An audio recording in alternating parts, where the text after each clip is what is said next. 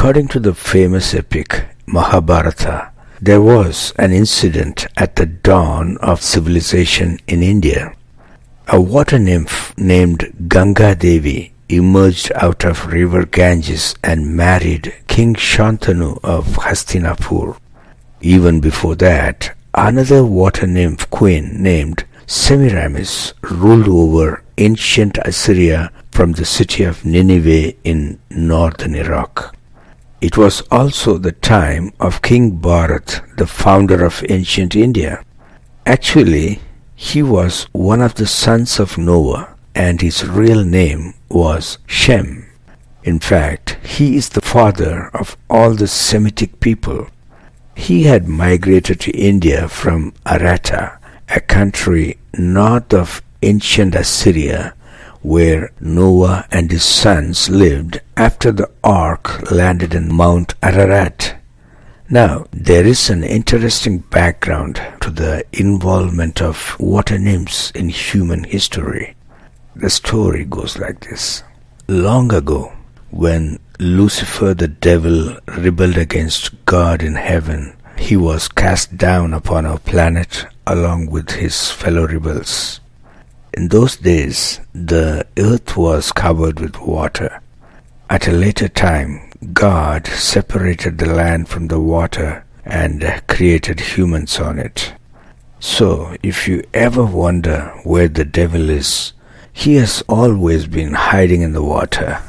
His watery abyss is called Patal Lok in Hinduism, and these water nymphs are his subordinates. Now, if you ask me why they entered the human realm, then I will have to tell you another story to explain it.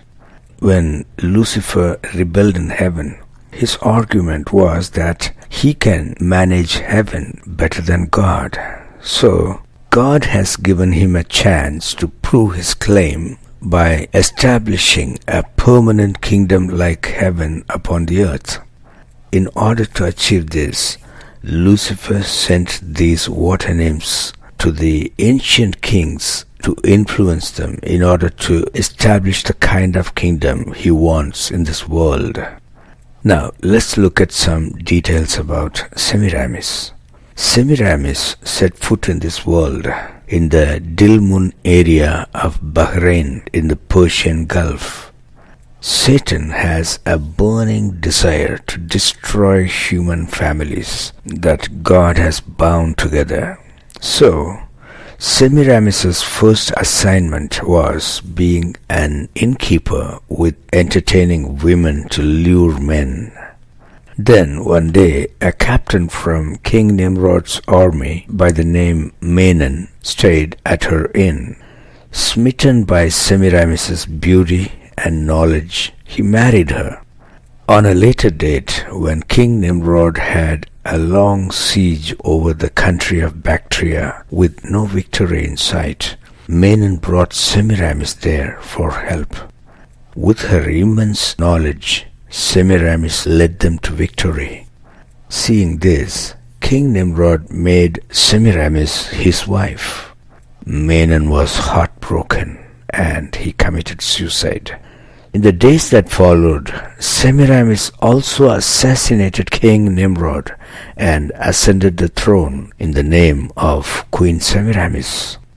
Now, let us not forget that all these things were happening under the direct involvement of Satan. In fact, Hindus know King Nimrod and Queen Semiramis very well, however, by different names. Do you know who they are? They are Lord Shiva and Kali.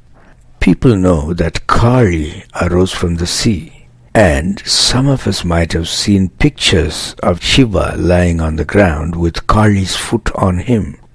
What people don't realize is that the head she's holding on her hand is that of Lord Shiva, also known as Nimrod.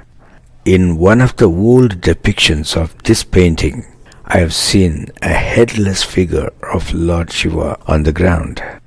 Well, she became queen. But why would she attack India, which was far away from Nineveh, and it had nothing to do with her kingdom. It was because Shem had just passed away, and his people were still worshipping Noah's god Yahweh by the name Narayana, and the devil hated it. The brave sons of Shem defeated Semiramis. However, the battle is not over. Soon came the sons of Cush from Africa, who equally hated Yahweh, and they occupied India. Historically, Cush is the sage Kashyapa of Indian literature.